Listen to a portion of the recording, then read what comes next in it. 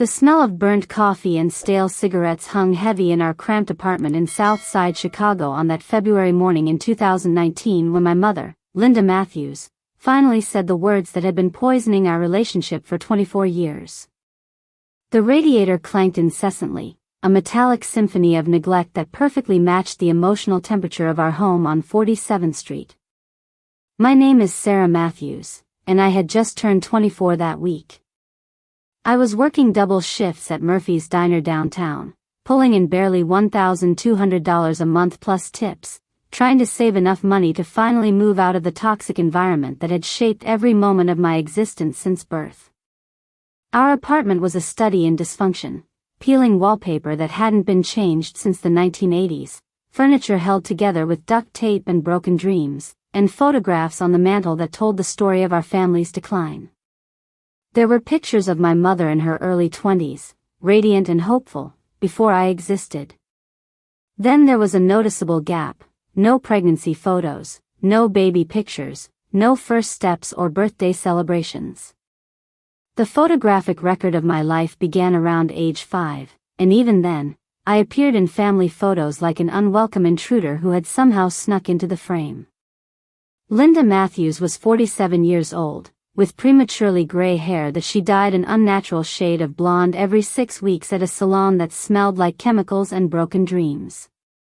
Her hands, once delicate and graceful according to the old photos, were now rough and calloused from 24 years of factory work at Morrison Manufacturing, where she assembled electronic components for medical devices. Her green eyes, which should have sparkled with maternal warmth, always looked at me with a mixture of resentment and barely contained rage. That February morning started like every other day in our house of emotional warfare. I woke up at 5:30 a.m. to the sound of my mother's alarm clock blaring through the thin walls. She had the early shift at the factory, which meant she left at 6:45 a.m. sharp, giving us exactly 1 hour and 15 minutes of forced coexistence before she disappeared into her world of mechanical routine, and I prepared for another day of serving coffee to strangers who treated me with more kindness than my own mother ever had. I shuffled to the kitchen in my worn-out pajamas, a faded Chicago Bears t-shirt that had belonged to the father I never knew, and sweatpants with holes in both knees. The linoleum floor was cold under my bare feet, and I could feel every crack and imperfection through the thin material. The kitchen itself was a monument to unfulfilled promises, cabinets that hung slightly crooked, a refrigerator that hummed too loudly, and a stove with 2 burners that hadn't worked in 3 years. My mother was already at the small Formica table, smoking her first Virginia Slim of the day and staring out the window at the fire escape that blocked most of our natural light. She wore her factory uniform, navy blue pants and a matching shirt with "Linda" embroidered in red thread over the left breast pocket. Her lunch was packed in the same brown paper bag she had used for the past 5 years, and her coffee mug, a chipped ceramic piece that read, "World's okayest mom," sat half-empty beside her overflowing ashtray. "Morning," I said quietly, moving toward the coffee maker to pour myself a cup of the bitter brew that would fuel my day. She didn't respond. She never responded to my morning greetings, treating them like background noise that didn't deserve acknowledgement. I had learned over the years to navigate our morning routine like a dancer performing choreography around landmines. I knew which floorboards creaked, which cabinet doors squeaked, and which sounds would trigger one of her explosive outbursts.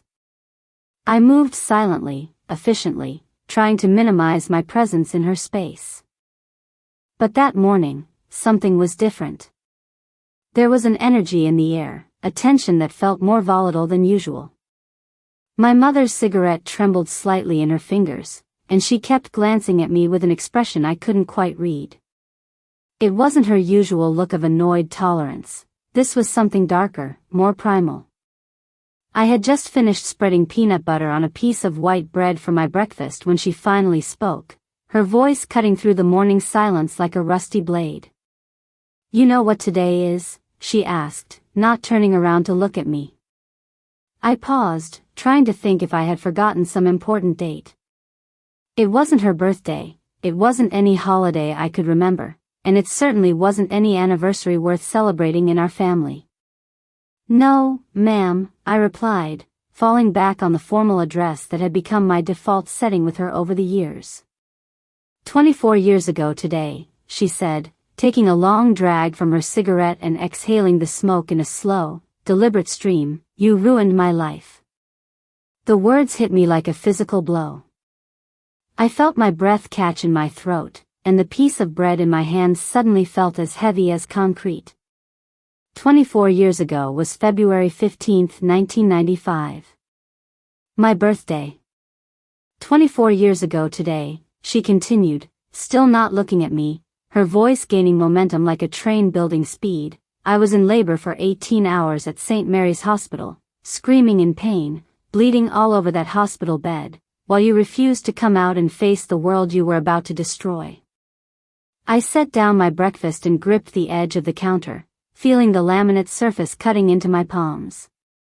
My heart was pounding so hard I could hear it in my ears, drowning out the sound of the radiator, the distant traffic, everything except her voice as it continued its surgical dismantling of my existence. "Your father took one look at you," she said, finally turning to face me with eyes that burned with 24 years of accumulated hatred, and walked right out of that hospital room. Never came back. Left me with a screaming baby, no money, no support, no future. The apartment seemed to shrink around us. The walls closed in, the ceiling pressed down, and the floor felt unstable beneath my feet. I had always known that my birth father had abandoned us, but I had never known the specific details, had never understood the exact moment when my existence became the catalyst for our family's destruction. "Before you," she continued, stubbing out her cigarette with violent precision, "I was going to be something. I had plans. I was accepted to community college. I was going to study nursing, make something of myself, maybe even find a decent man who could give me a real life." Her voice rose with each word, 24 years of resentment pouring out like poison from a ruptured abscess. "But then you happened," she said, standing up from the table so forcefully that her chair scraped against the floor with a sound like fingernails on a chalkboard. "You happened, and suddenly I was trapped in this apartment, trapped in this job, trapped in this life that I never wanted, all because you couldn't have the decency to just not exist." I tried to speak, tried to defend myself, tried to find words that could somehow deflect this verbal assault, but nothing came out. My throat had closed completely, and all I could do was stand there, absorbing each word like a sponge soaking up acid. "Do you know what it's like," she asked, moving closer to me with predatory intensity, "to look at someone every single day and know that they are the reason your dreams died? Do you know what it's like to see your face and remember every opportunity one lost, every chance I'll never get back, every year of my life that disappeared because of you?" The tears came then, hot and sudden, streaming down my face as I finally understood the depth of her hatred, the complete and total rejection that had shaped every interaction we'd ever had. This wasn't just frustration or disappointment, this was pure, unadulterated resentment for my very existence. "I should have given you up for adoption," she said, her voice dropping to a whisper that was somehow more devastating than her screaming. "Should have signed those papers when the social worker offered them to me at the hospital. But I was stupid, thought maybe I could make it work, thought maybe you'd be worth the sacrifice." She paused, looking me up and down with disgust. 24 years later, and I know I was wrong. You weren't worth it. You'll never be worth it. You ruined my life the day you were born, and you've been ruining it every day since. The silence that followed her words was deafening. I could hear my own breathing, ragged and painful, could hear the clock ticking on the wall, could hear the distant sound of Mrs. Rodriguez's television from the apartment next door. But inside our kitchen, inside the space between my mother and me, there was nothing but the echo of complete and total rejection. I started to say, but she cut me off with a gesture that made it clear she had no interest in hearing anything I might have to say in response. "Don't," she said, grabbing her purse and keys from the counter. Don't say anything. There's nothing you can say that will change the fact that my life would have been better if you had never been born." She walked toward the door, then paused and turned back to deliver one final blow. "Every morning when I wake up and see your face, I'm reminded of everything I lost because of you. Every night when I come home from that factory, I think about the life I could have had if you hadn't ruined everything. You are the worst thing that ever happened to me, Sarah. The absolute worst thing." The door slammed behind her with such force that the entire apartment seemed to shake. Picture frames rattled on the walls, dishes clinked in the cabinets, and somewhere in the building, a baby started crying as if responding to the violence that had just occurred in our kitchen. I stood alone in that kitchen for what felt like hours but was probably only minutes, trying to process what had just happened. The woman who had given birth to me, who was supposed to love me unconditionally, who was supposed to be my safe harbor in the world, had just confirmed that my existence was the source of all her pain. 24 years of cold shoulders, dismissive comments, forgotten birthdays, and emotional neglect suddenly made perfect sense. I wasn't just an unwanted child, I was a living, breathing reminder of everything she had lost, everything she would never have, everything that had gone wrong in her life. I walked slowly to my bedroom, a space barely larger than a closet that contained a twin bed, a small dresser with a cracked mirror, and a window that looked out onto the brick wall of the building next door. I sat on the edge of my bed and stared at my reflection in that cracked mirror, seeing for the first time not just my own face, but the face of the person who had ruined everything. My reflection showed a young woman with dark brown hair that hung limply to her shoulders, brown eyes that were red and swollen from crying, and a thin face that bore no resemblance to anyone in the family photos. I was tall and gangly, with none of my mother's former beauty, none of the grace that radiated from her old pictures. I looked exactly like what I was, an unwanted mistake that had outlived its usefulness.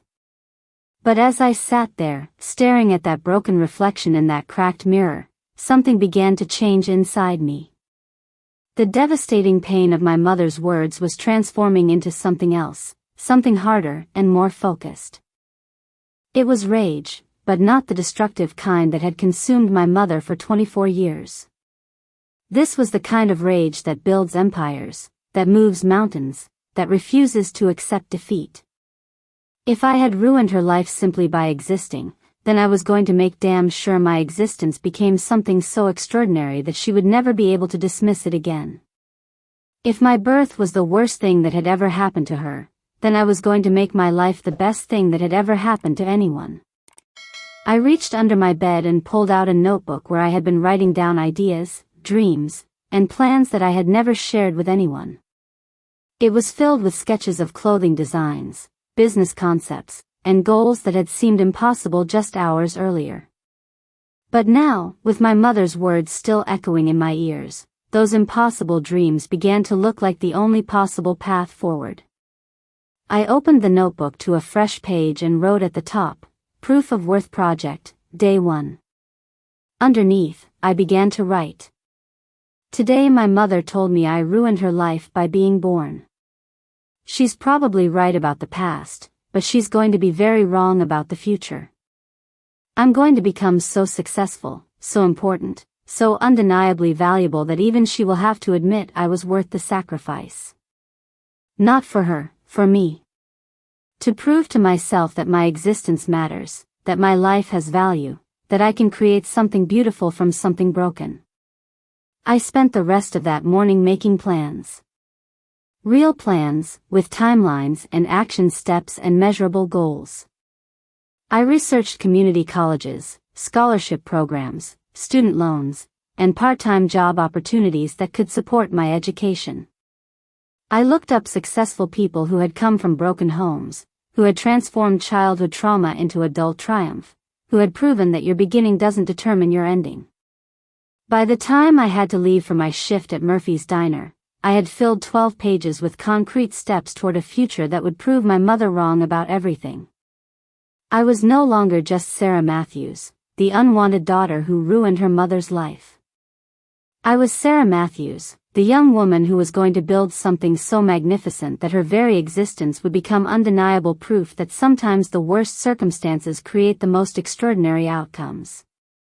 Walking to work that day, through the gray streets of South Side Chicago with the wind cutting through my thin jacket, I felt different.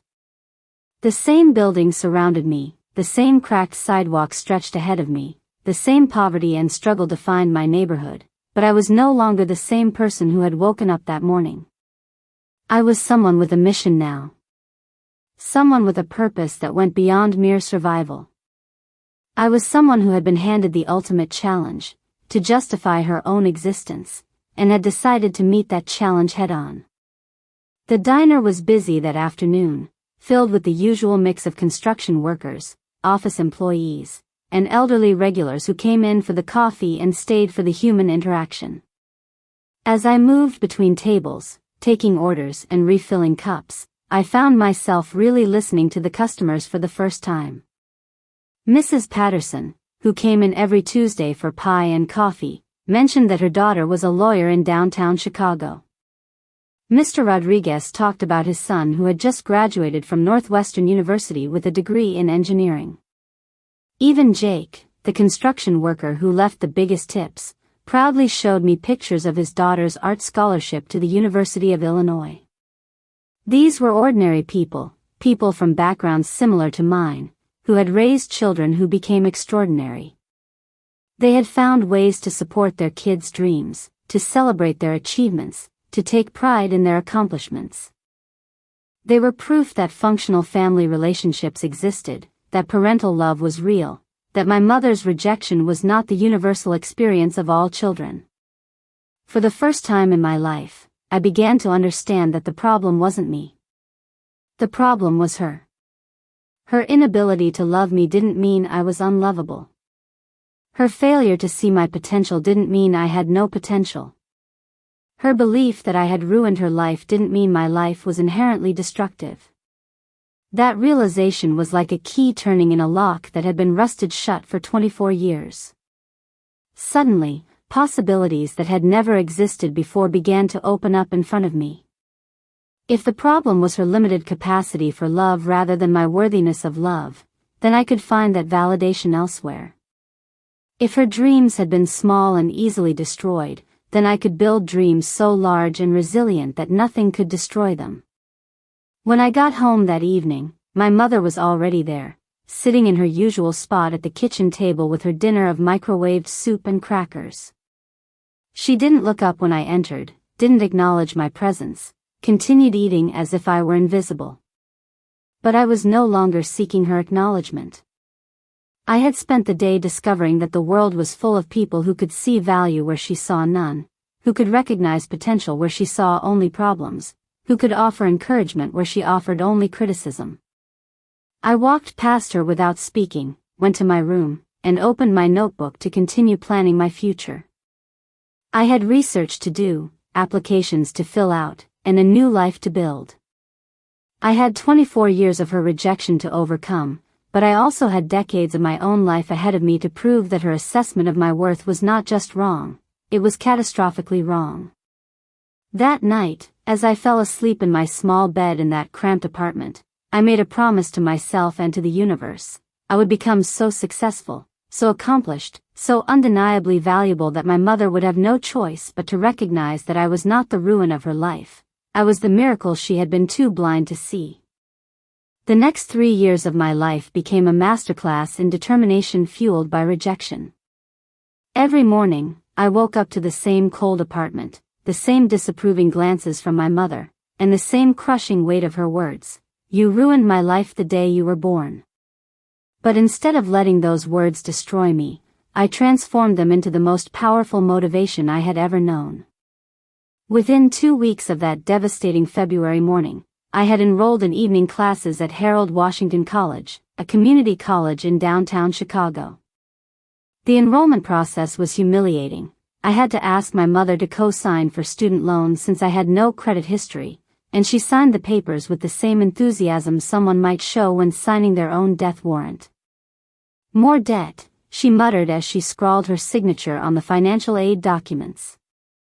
As if you haven't cost me enough already. But I didn't care about her complaints anymore. I had found something more powerful than her approval, my own ambition. I was majoring in business administration with a focus on entrepreneurship, planning to learn everything I could about building companies from the ground up.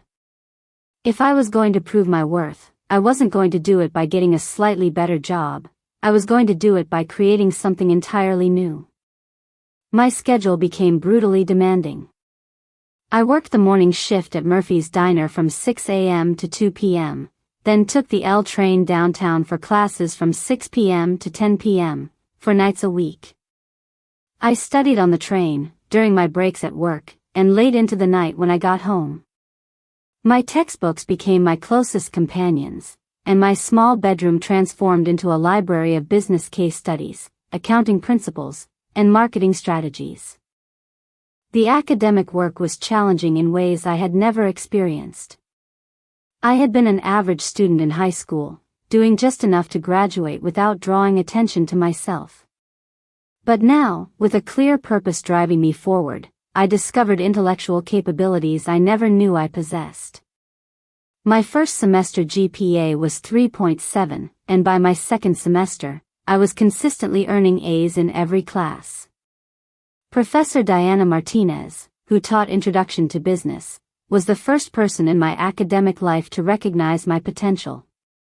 She was a small woman in her 50s with silver hair and the kind of sharp intelligence that cut through excuses and false modesty. After I scored the highest grade on our midterm exam, she asked me to stay after class. "Sarah," she said, organizing her papers with precise movements, "I've been teaching business for 15 years, and I can usually identify students who have real entrepreneurial instincts. You have something special. A combination of analytical thinking and creative problem solving that's quite rare." I felt my cheeks flush with pride and embarrassment. Compliments were so foreign to me that I hardly knew how to receive them. "Thank you, Professor Martinez. I'm really enjoying the material. I want to ask you something," she continued, leaning against her desk and studying my face with curious intensity. "What's driving you? I see students who work hard because their parents expect it, students who work hard because they want good grades, and students who work hard because they're running from something or towards something. You're in that last category, and the intensity is unusual." For a moment, I considered deflecting the question with some generic answer about wanting a better future. But something about Professor Martinez's directness invited honesty. "I'm trying to prove that my existence has value," I said quietly. "I'm trying to prove that I'm worth the space I take up in the world." Professor Martinez's expression softened, and I could see recognition in her eyes, the look of someone who understood what it meant to fight for validation in a world that had offered very little of it. "Sarah, I don't know what circumstances led you to feel that way, but I want you to understand something important. You don't need to prove your worth to anyone. You have inherent value just by being human. However, if you're determined to prove something, then prove it to yourself, and make sure you're building something you can be proud of regardless of whether anyone else recognizes it." Her words stayed with me through the rest of that semester and beyond. I began to understand that my motivation was shifting. What had started as a desperate need to prove my mother wrong was evolving into a genuine desire to see how much I could accomplish, how far I could push myself, how much I could contribute to the world. During my second year at Harold Washington, I started looking for opportunities to gain real business experience. I applied for every internship, every part-time position, every volunteer opportunity that could teach me something about how successful companies operated. Most of my applications were rejected. I was competing against students from Northwestern, University of Chicago, and DePaul University who had better credentials and more polished presentations. But persistence paid off when I was offered a position as a part-time administrative assistant at Pinnacle Marketing Solutions, a small advertising agency in the Loop. The pay was terrible, $12 an hour for 20 hours a week, but the learning opportunities were invaluable. I was able to observe client meetings, assist with market research, and gradually take on more substantial responsibilities as I proved my competence. Marcus Webb, the agency's founder and CEO, was a black man in his early 40s who had built his company from nothing after being laid off from a larger agency during the 2008 recession. He had the kind of success story that inspired me, someone who had transformed a setback into a setup for something better. "Sarah," he said to me after I had been working there for 6 months, "I want to talk to you about your future here. You're not just doing administrative work anymore, you're contributing real value to our client projects. I've never had an assistant who could analyze market data and identify trends the way you do." He offered me a promotion to junior marketing analyst, with a raise to $18 an hour and the opportunity to work directly with clients. It was my first real recognition in a professional setting, my first evidence that I could excel in the business world, my first taste of what it felt like to be valued for my contributions rather than tolerated for my existence. The promotion meant I could finally quit Murphy's Diner, where I had spent 3 years serving coffee to people who barely acknowledged my humanity. On my last day, Mrs. Patterson, the elderly regular who came in for pie every Tuesday, slipped me a note with her tip. "Sarah," it read, "I've watched you work here for years, always polite, always trying your best, always treating customers with kindness even when you looked exhausted. I don't know what you're moving on to, but I know you're going to succeed because you have the kind of character that creates opportunities. Good luck, dear." I cried reading that note, realizing that even in that diner job that I had seen as beneath my potential, I had been building a reputation for reliability and professionalism that people noticed and valued. At Pinnacle Marketing, I threw myself into learning everything I could about business development, client relations, market analysis, and strategic planning. I arrived early, stayed late, and volunteered for every project that could teach me something new.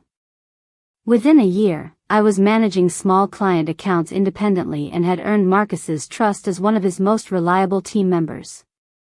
"You remind me of myself when I was starting out," he told me during my annual review. "Hungry, smart, willing to outwork everyone else in the room.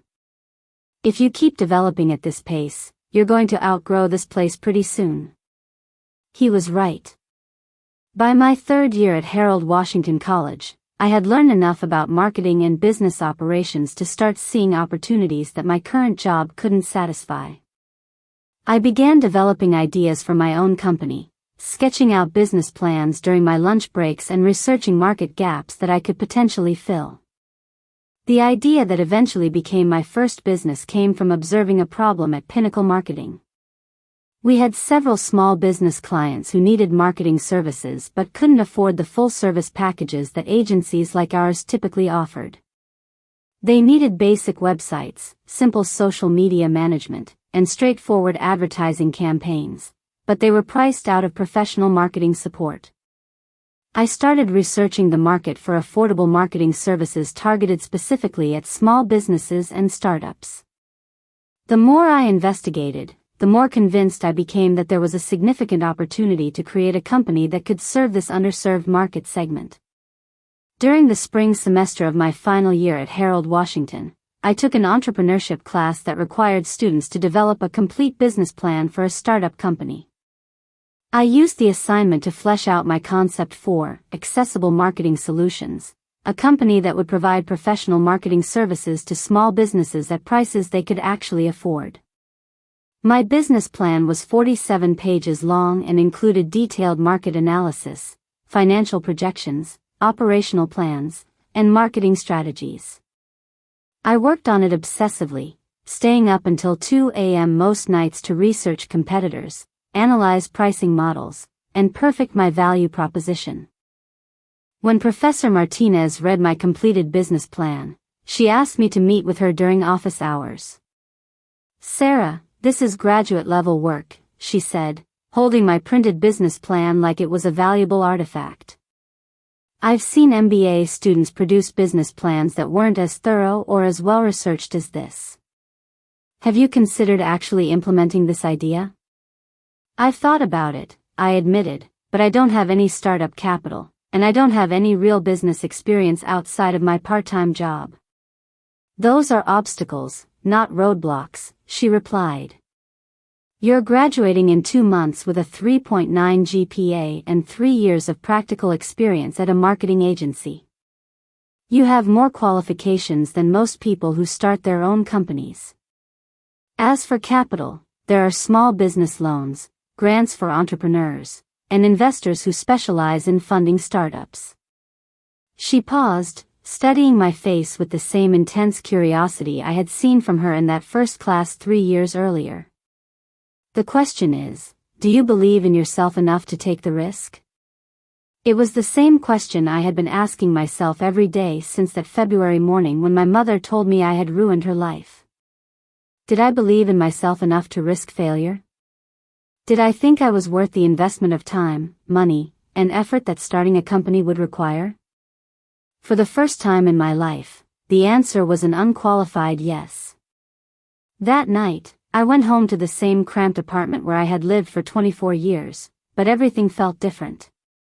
My mother was in her usual spot at the kitchen table, smoking and staring out the window, treating my presence like a minor annoyance that she had learned to tolerate. I sat down across from her, something I hadn't done voluntarily in years. I'm starting my own company, I announced. She looked up from her cigarette with the expression of someone who had just been told that unicorns were real. You're what? I'm graduating from college in 2 months, and I'm starting my own marketing company.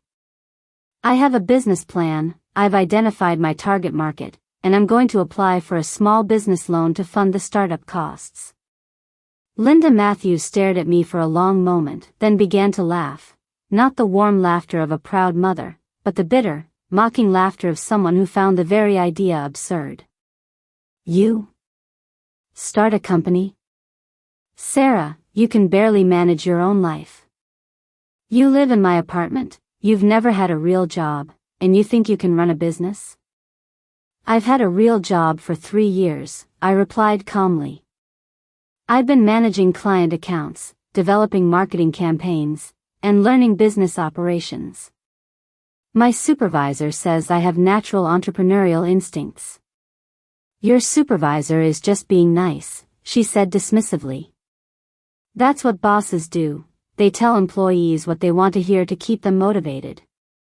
It doesn't mean you're actually capable of succeeding on your own. Her words stung, but they no longer had the power to devastate me the way they had 3 years earlier. I had spent those 3 years building evidence of my capabilities, accumulating proof of my worth that existed independently of her opinion. Whether you believe in me or not doesn't change what I'm going to do, I said, standing up from the table. I just wanted to let you know that I'll be moving out within the next 6 months to focus on building my business. Good luck with that, she called after me as I walked toward my room. Don't come crying to me when your little fantasy falls apart and you need somewhere to live again.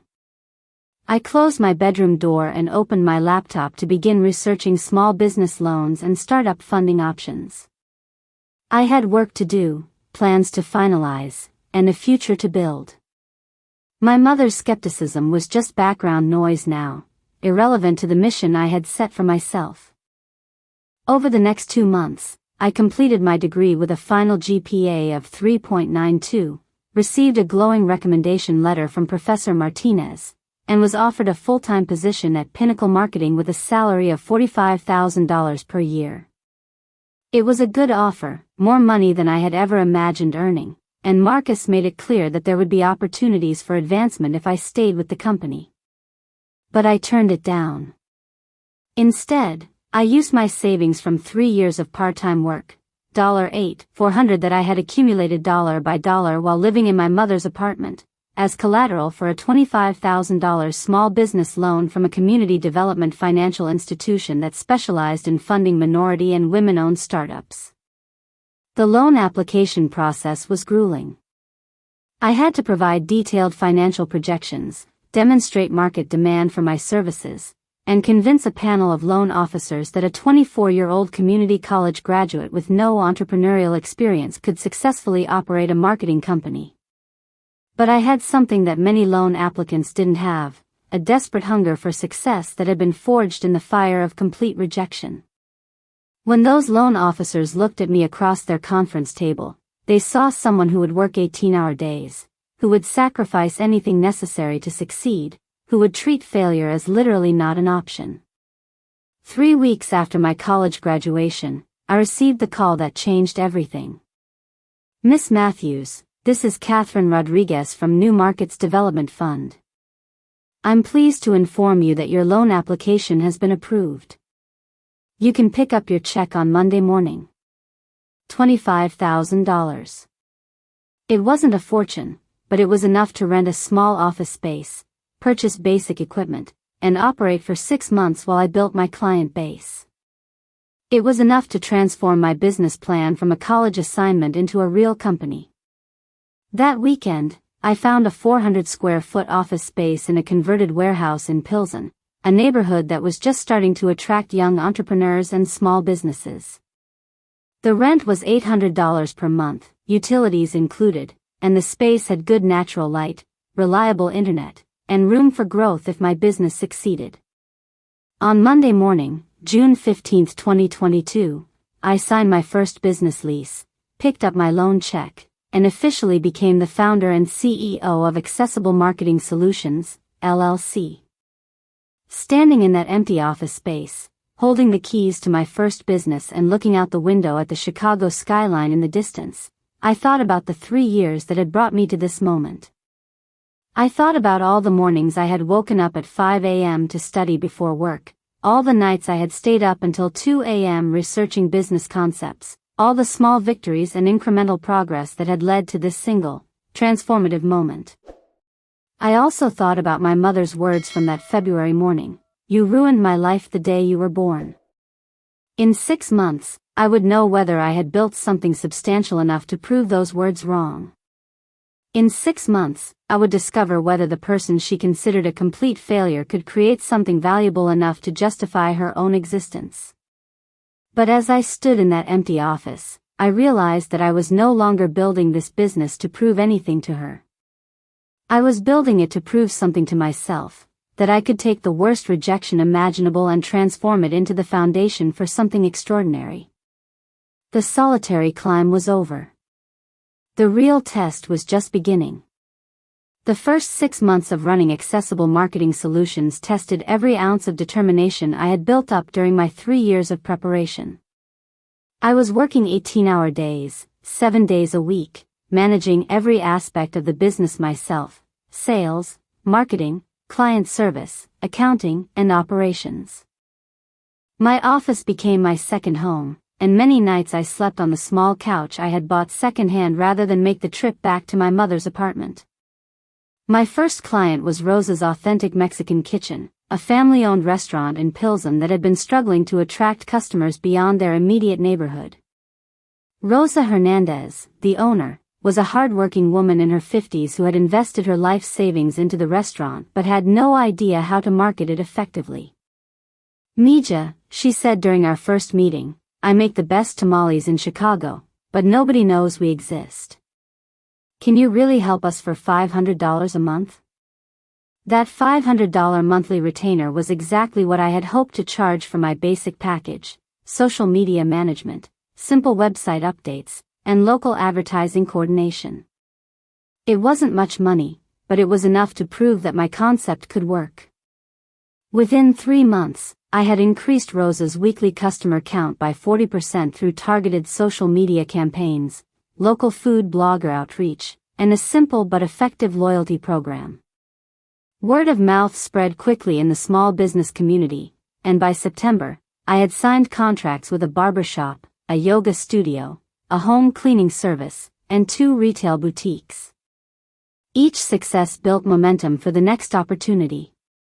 Small business owners talked to each other, shared recommendations, and gradually, my phone started ringing with inquiries from entrepreneurs who had heard about the young woman who actually understands how to help small businesses grow. But the real breakthrough came in October when I was approached by David Kim, the owner of 3 cell phone repair shops who had heard about my work through Rosa Hernandez.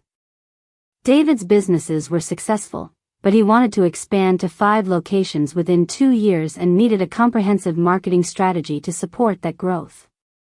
"Sarah," he said during our initial consultation, "I've worked with 2 different marketing agencies in the past, and they both tried to sell me services I didn't need at prices I couldn't afford.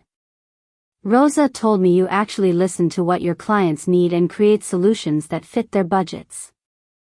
Is that true?" I spent 3 hours with David, analyzing his current operations, understanding his expansion goals, and developing a marketing plan that could scale with his growth.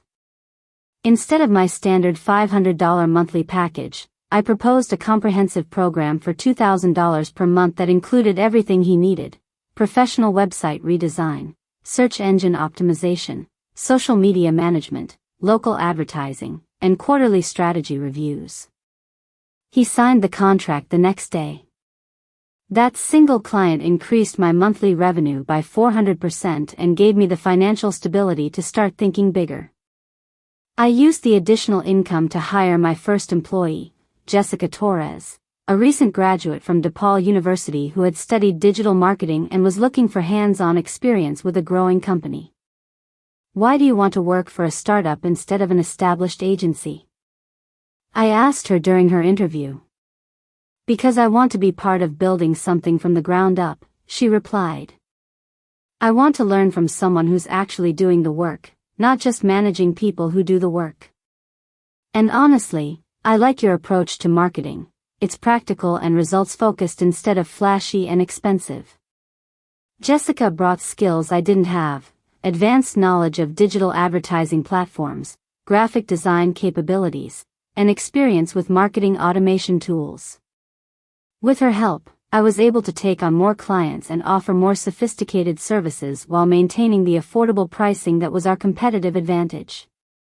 By December 2022, 6 months after opening my doors, Accessible Marketing Solutions had 12 active clients, monthly revenue of $8,400, and a waiting list of potential customers who wanted to work with us. I had not only proven that my business concept worked, I had demonstrated that there was significant demand for marketing services designed specifically for small businesses.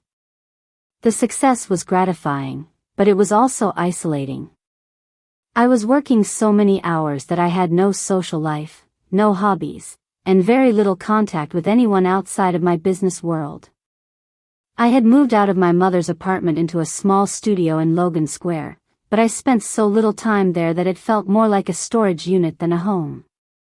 During the holidays, when most people were spending time with family, I was in my office working on client campaigns and planning for 2023 expansion. On Christmas Eve, as I was updating social media content for 3 different clients, my phone rang with a call from a number I didn't recognize. "Hello, this is Sarah." "Sarah Matthews?" "This is Jennifer Walsh from Chicago Business Journal. I'm a reporter covering entrepreneurship and small business success stories. I've been hearing your name from several sources, and I'd like to interview you for an article about young entrepreneurs who are making an impact in the Chicago market." My heart started racing.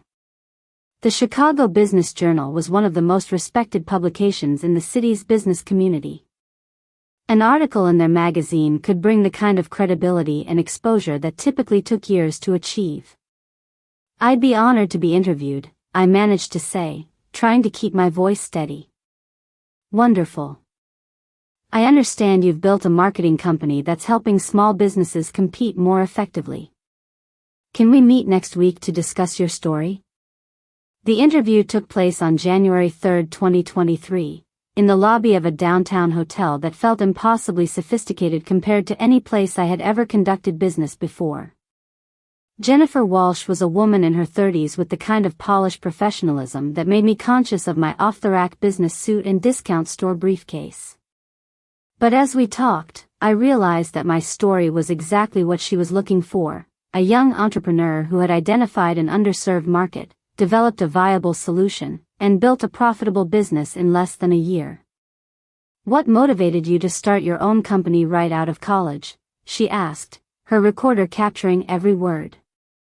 I thought about telling her the truth, that I was trying to prove my worth to a mother who had told me I ruined her life by being born. But that felt too personal, too raw for a business publication. I saw a gap in the market, I said instead. There are thousands of small businesses in Chicago that need professional marketing support but can't afford the services that traditional agencies offer. I wanted to create a company that could serve that market effectively and profitably. And your results so far? In 7 months, we've grown from 0 to 12 active clients, with monthly revenue of over $8,000. More importantly, our clients are seeing real results. Increased customer traffic, higher sales, improved online visibility. We're not just providing services, we're helping small business owners achieve their dreams. The article was published 3 weeks later with the headline, 24-year-old entrepreneur bridges marketing gap for small businesses. It featured a professional photograph of me in my office, surrounded by client success stories and growth charts that made accessible marketing solutions look like a much larger operation than it actually was. The response was immediate and overwhelming. Within 48 hours of the article's publication, I received 37 phone calls from potential clients, for inquiries from investors interested in funding expansion, and 2 job offers from marketing agencies that wanted to hire me as a senior manager. More importantly, I received a text message from an unknown number that read, "Saw your article in Business Journal. Very impressed. Call me to discuss potential partnership opportunities." Michael Foster, Foster Ventures. I researched Michael Foster and discovered that he was a successful entrepreneur who had built and sold 3 companies over the past 15 years. Foster Ventures was his investment firm, focused on funding early-stage companies with high growth potential. The fact that he had reached out to me personally suggested that my little marketing company had caught the attention of serious business people. Our meeting took place the following week in his office on the 34th floor of a downtown skyscraper. Michael Foster was a man in his early 50s, impeccably dressed, with the kind of quiet confidence that comes from decades of successful business dealings. "Sarah, I've been following small business trends in Chicago for years, and I think you've identified something significant," he said, reviewing a folder that apparently contained research about my company. "The small business marketing services market is underserved and growing rapidly. Your approach, high-quality services at affordable prices, could scale into something substantial." He leaned forward in his chair, fixing me with the kind of direct gaze that made it clear he was serious about whatever he was about to propose. "I want to offer you $100,000 in funding in exchange for 25% equity in your company. The money would allow you to hire additional staff, expand your service offerings, and accelerate your marketing efforts. With proper funding, I believe you could grow from 12 clients to over 100 clients within 18 months. $100,000. 25% equity." The offer was both thrilling and terrifying. It would give me the resources to grow much faster than I could on my own, but it would also mean giving up part of the company I had built from nothing. "Can I have some time to consider the offer?" I asked. "Of course. Take a week." "But Sarah, I want you to understand something. Opportunities like this don't come along often for entrepreneurs at your stage. I'm offering you the chance to transform a small local business into a regional powerhouse." I spent the next week researching everything I could about equity partnerships, investor relationships, and scaling strategies for service businesses. I called Professor Martinez, who had become an informal mentor, and asked for her advice. "Sarah, this is exactly the kind of opportunity that successful entrepreneurs learn to recognize and seize," she told me. "Yes, you'll be giving up some ownership, but you'll be gaining resources that could multiply your company's value many times over. The question isn't whether you should take the deal, it's whether you're ready to stop being a small business owner and start being a serious entrepreneur."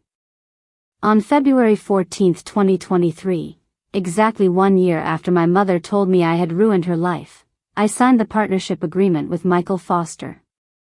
The symbolism wasn't lost on me. On the anniversary of the worst day of my life, I was closing the biggest business deal I had ever imagined possible. The funding allowed me to hire 4 additional employees, lease a larger office space, and launch an aggressive marketing campaign to attract new clients. Within 6 months, we had grown from 12 clients to 47 clients, expanded our services to include comprehensive branding packages and e-commerce solutions, and established ourselves as one of the fastest-growing marketing companies in Chicago. The local business community took notice. I was invited to speak at small business conferences, quoted in articles about entrepreneurship trends, and featured in a Chicago Tribune piece about young women who were reshaping the city's business landscape. But the recognition that meant the most came in August 2023, when I received a call from the Chicago Chamber of Commerce. Ms. Matthews, I'm calling to inform you that Accessible Marketing Solutions has been selected as one of this year's recipients of the Young Entrepreneur Excellence Award. The ceremony will be held next month at the Palmer House Hotel, and you'll be recognized alongside 4 other outstanding young business leaders. The Palmer House Hotel. I had walked past that building dozens of times during my community college years, looking up at its grand facade and wondering what kind of people attended events in such an elegant place. Now I would be one of those people, receiving an award for business excellence in one of Chicago's most prestigious venues. The awards ceremony was scheduled for September 15th. As the date approached, I found myself thinking about whether to invite my mother. We had barely spoken since I moved out of her apartment 15 months earlier, and our few interactions had been polite but distant. Part of me wanted her to see what I had accomplished, to witness firsthand that the daughter she considered a failure had built something remarkable. But another part of me was terrified that she would find a way to diminish the achievement, to make me feel small even in my moment of greatest triumph. 3 days before the ceremony, I decided to take the risk. I called her from my office, late on a Tuesday evening when I knew she would be home from the factory. Hello? Hi, Mom. It's Sarah. Oh. Hi. Her voice carried the same neutral tone it had carried for most of my life, not hostile, but not warm either. I wanted to let you know that I'm receiving an award next Friday from the Chicago Chamber of Commerce. It's for young entrepreneurs who have built successful businesses. The ceremony is at the Palmer House, and I was wondering if you'd like to attend as my guest. There was a long pause. I could hear the television in the background, the same programs she had been watching for years. An award, she said finally. Yes. For business excellence. My company has been growing rapidly, and we've been recognized as one of the top young entrepreneurship success stories in Chicago. Another pause. I suppose I could come, she said, but her voice lacked any enthusiasm. What time? The reception starts at 6, and the awards presentation begins at 7. I could send a car to pick you up if you'd like. A car? Sarah, that's unnecessary. I can take the bus. Mom, this is an important night for me. Please let me send a car. She agreed, reluctantly, and I hung up the phone feeling a mixture of anticipation and dread. In 5 days, my mother would see me receive public recognition for building a successful company from nothing. She would be in that elegant ballroom, surrounded by Chicago's business elite, watching her daughter, the one who had supposedly ruined her life, being celebrated for her achievements. The ceremony was everything I had imagined and more. The Palmer House Ballroom was magnificent, filled with Chicago's most successful entrepreneurs, investors, and business leaders. I wore a black dress that I had bought specifically for the occasion, the most expensive piece of clothing I had ever owned, and carried myself with the confidence that comes from knowing you belong in the room. My mother arrived precisely on time, wearing a conservative navy blue dress that I had never seen before. She looked uncomfortable but determined, like someone who had decided to endure an unpleasant but necessary experience. You look nice, I said when I met her in the hotel lobby. Thank you. So do you. She glanced around at the opulent surroundings with obvious intimidation. This is quite fancy. During the cocktail reception, I introduced her to Michael Foster, my business partner, and several clients who had become friends as well as customers. Everyone was gracious and complimentary, expressing admiration for what I had built and curiosity about my background and family. Your daughter is remarkable, Michael told her during one conversation. In less than 2 years, she's built one of the most promising marketing companies I've ever encountered. Her instincts for business development and client relations are extraordinary. My mother nodded politely but didn't respond with the kind of maternal pride I had hoped to see. When my name was called to receive the Young Entrepreneur Excellence Award, I walked to the stage feeling like I was floating. The applause was genuine and sustained, and as I accepted the Crystal Award from the Chamber of Commerce president, I looked out at the audience and saw my mother sitting at our table, watching with an expression I couldn't quite read. My acceptance speech was brief and focused on thanking the people who had supported my journey, Professor Martinez, Marcus Webb from my first job, my employees who had helped build the company, and Michael Foster for believing in our potential. 2 years ago, I concluded, I was a community college student with an idea and a determination to prove that small businesses deserve access to professional marketing services. Today, we're serving nearly 50 clients and helping dozens of entrepreneurs achieve their dreams. This award belongs not just to me, but to everyone who believed that young people with big ideas can build something meaningful. The applause was enthusiastic, and as I returned to our table, several people stopped me to offer congratulations and business cards. For the first time in my life, I was the center of positive attention, the person others wanted to meet and connect with. After the ceremony, as we waited for the car to take my mother home, I asked her what she thought of the evening. It was very nice, she said, but her voice was flat, almost mechanical. Mom, did you understand what happened tonight? I received an award for building a successful business. This is a big deal. She looked at me with the same expression she had worn throughout the evening, polite but distant, as if she were watching events that didn't really concern her.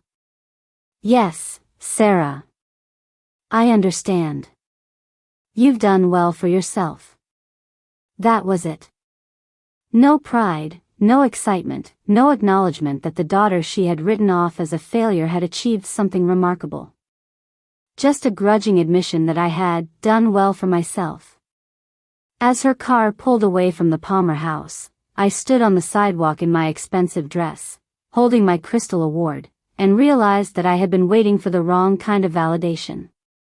My mother's approval was never going to come, no matter how successful I became, no matter how many awards I received, no matter how conclusively I proved that I was worth the space I occupied in the world. But standing there in the glow of the hotel lights, surrounded by the energy of downtown Chicago, I also realized that I didn't need her approval anymore. I had built something valuable not because I wanted to prove her wrong, but because I wanted to prove myself right. I had discovered capabilities I never knew I possessed, created opportunities for other people, and contributed something positive to the world. The girl who had been told she ruined her mother's life had become a woman who was improving the lives of dozens of small business owners and their families. The validation I had been seeking was never going to come from the person who had rejected me.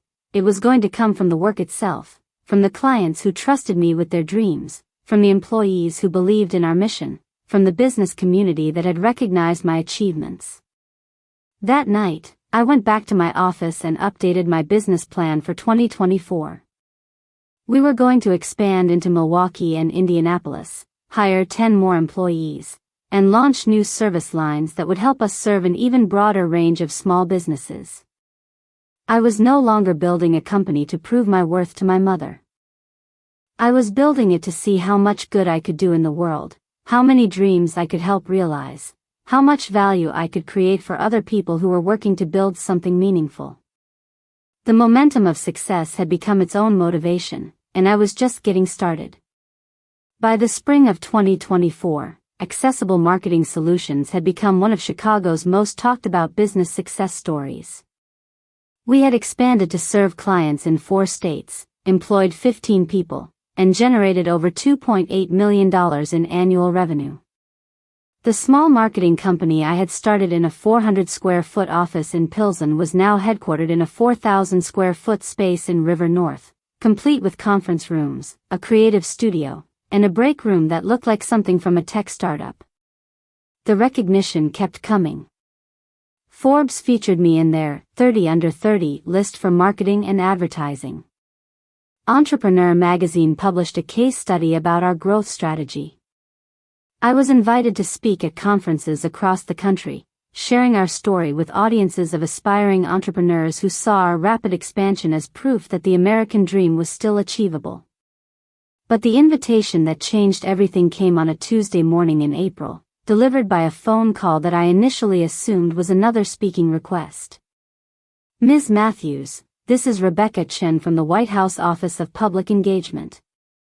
President Biden would like to invite you to participate in a roundtable discussion on small business innovation and entrepreneurship.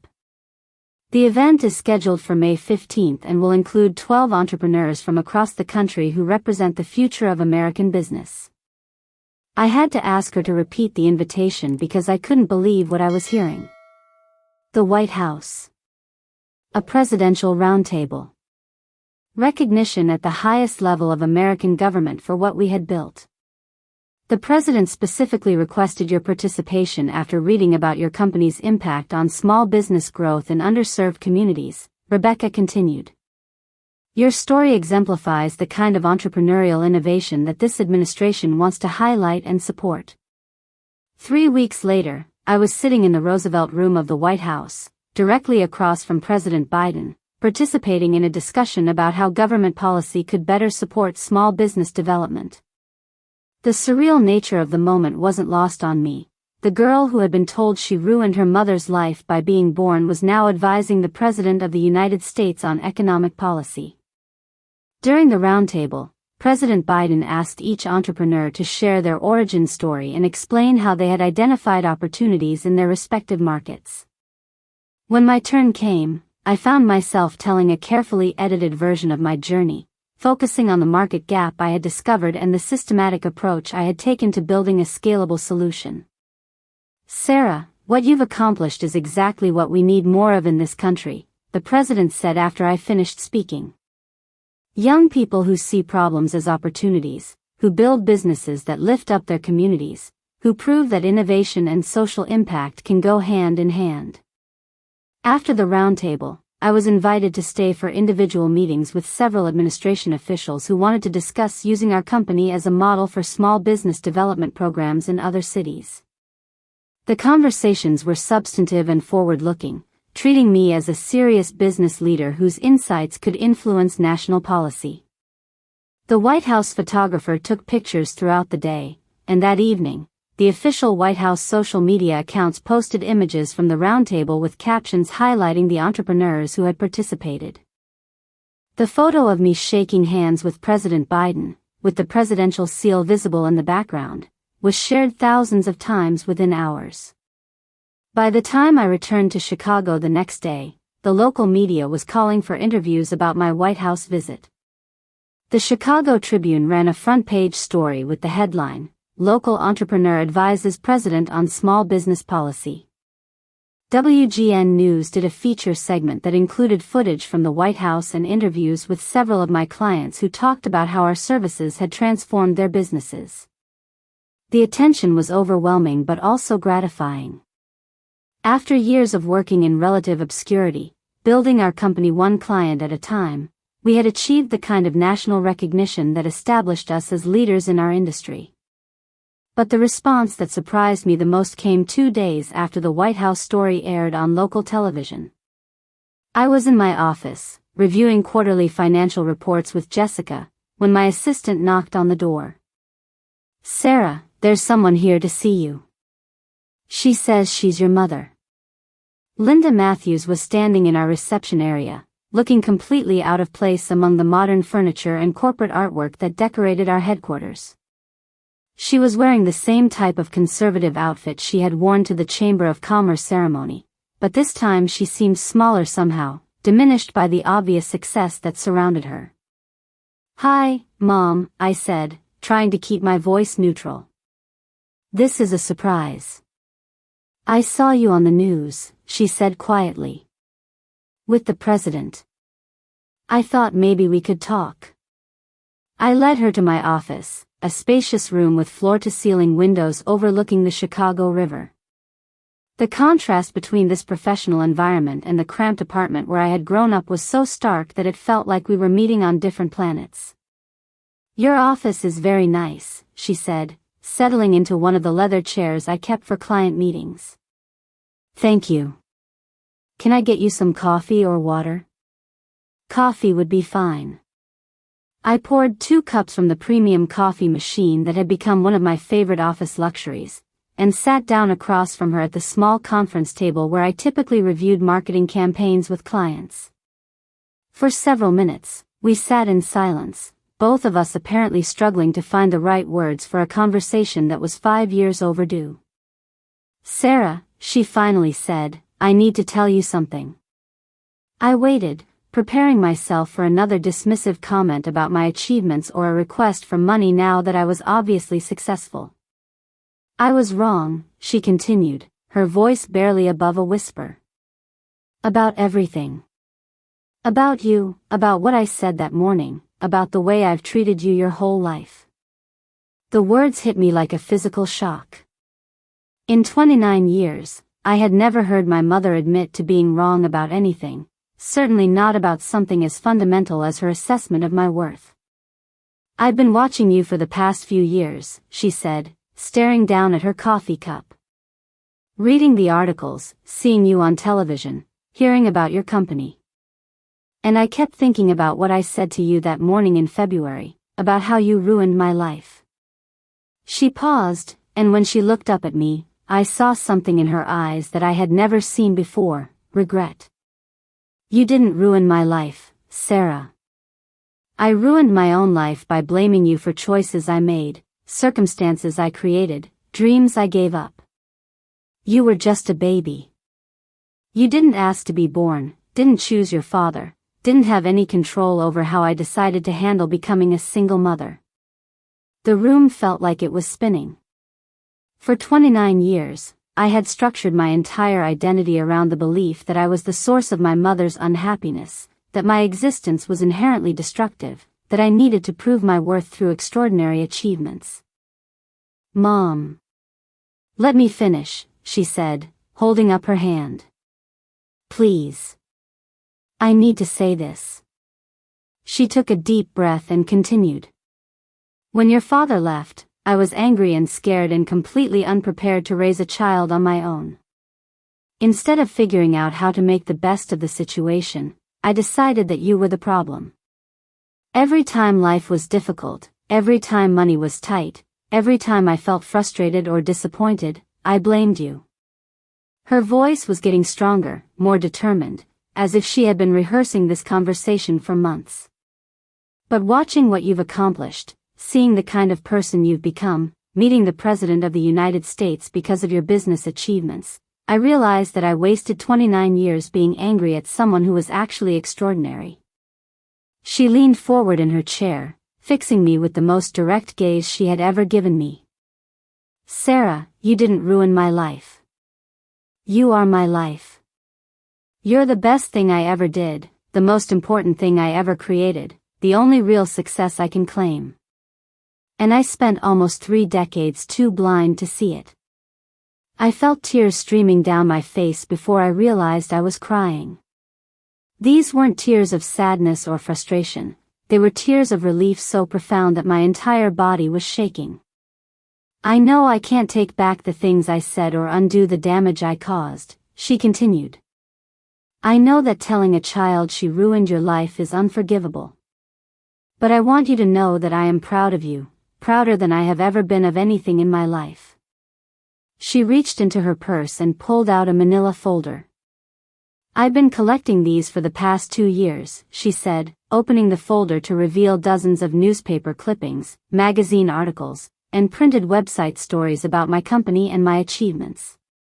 Every article, every mention, every award. I have them all. I stared at the collection, stunned. She had been following my career, documenting my success, keeping track of every milestone even though we barely spoke. Why? I asked. Because I wanted to remember every moment when I was proven wrong about you, she said. Every time someone recognized your talent, every time you achieved something remarkable, every time you demonstrated that you were exactly the opposite of what I said you were. She closed the folder and looked at me with an expression that was both hopeful and terrified. Sarah, I know I don't deserve it, but I'm asking if there's any chance you could forgive me. Not forget, I know that's impossible, but forgive. Maybe find a way for us to have some kind of relationship that acknowledges who you really are instead of who I convinced myself you were. The office was completely quiet except for the hum of the air conditioning and the distant sound of traffic on the street below. I looked at this woman who had shaped my entire life through her rejection, who had driven me to achieve extraordinary things in my desperate need to prove my worth, who was now asking for forgiveness for 29 years of emotional abuse. Mom, I said finally, I need you to understand something. The way you treated me, the things you said, the constant message that I was unwanted and worthless, that nearly destroyed me. There were nights when I thought about ending my life because I couldn't figure out why I should keep existing if my own mother thought I was a mistake. She winced as if I had struck her. But, I continued, that same treatment also created something in me that might never have existed otherwise. It gave me a hunger for validation that drove me to work harder than anyone around me. It made me determined to prove that I had value, that I could contribute something meaningful to the world. I paused, thinking about the strange alchemy that had transformed her rejection into my fuel for success. I don't know if I would have built this company if you had been a supportive mother. I don't know if I would have pushed myself this hard, taken these risks, or achieved these things if I hadn't been desperate to prove that my existence mattered. She was crying now too, silent tears that she wiped away with tissues from the box I kept on my conference table for emotional client meetings. So yes, I said, I forgive you.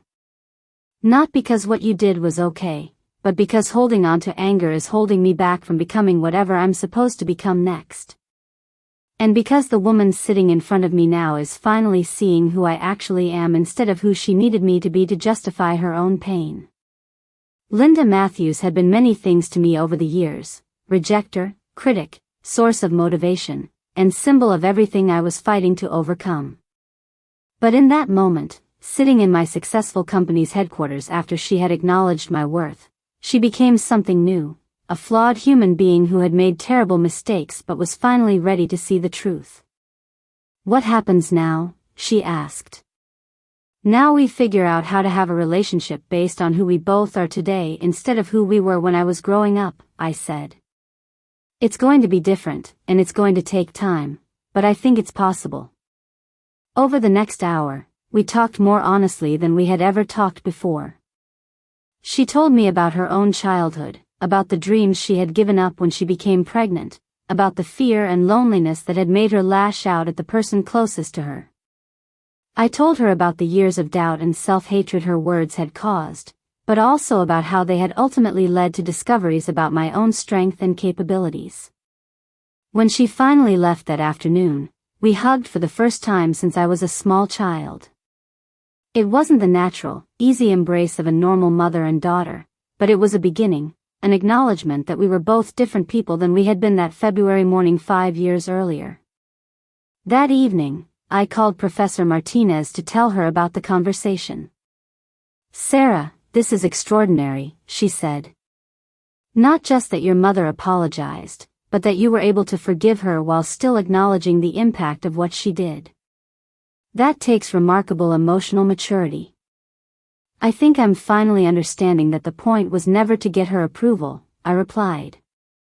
The point was to build something meaningful with my life. Her approval is nice to have, but it doesn't change what I've accomplished or what I'm going to accomplish next. 3 months later, in August 2024, I was invited to give the keynote address at the National Small Business Conference in Washington, D.C. The audience included 3,000 entrepreneurs, business leaders, and government officials from across the country. It was the largest speaking engagement of my career, and the topic was Transforming Adversity into Opportunity: How Personal Challenges Can Fuel Professional Success. For the first time in any public presentation, I decided to tell the complete truth about my origin story. 5.5 years ago, I began, looking out at the sea of faces in the convention center auditorium. My mother told me that I had ruined her life the day I was born. She said that my existence had destroyed every opportunity she might have had, every dream she might have achieved, every chance at happiness she might have found. The audience was completely silent, hanging on every word. That conversation was the most devastating moment of my life, but it was also the moment when I decided to transform rejection into rocket fuel. Instead of accepting her assessment of my worth, I chose to prove that the person she considered a complete failure could build something extraordinary. I went on to tell the story of building accessible marketing solutions, of the late nights and early mornings, of the small victories and incremental progress that had led to our current success. But more importantly, I talked about the internal transformation that had accompanied the external achievements. The lesson I want to share with you today is not that you need to be rejected by your family to succeed in business, I said, approaching the conclusion of my speech. The lesson is that whatever adversity you're facing, whether it's financial hardship, personal trauma, professional setbacks, or family dysfunction, that adversity contains raw material that you can transform into extraordinary motivation. I paused, thinking about my mother sitting in our office 3 months earlier, finally acknowledging what I had always known about myself. 2 weeks ago, I received a text message from my mother, I continued. It was a link to an article about our company's expansion plans, followed by 4 words, "So proud of you." It took her 29 years to send that message, but it arrived exactly when I was ready to receive it, not as validation that I had finally earned her approval, but as confirmation that the person I had become was worth celebrating. The applause was thunderous and sustained. As I left the stage, I felt a profound sense of completion, as if the circle that had begun with her rejection had finally closed with her acknowledgement and my own self-acceptance.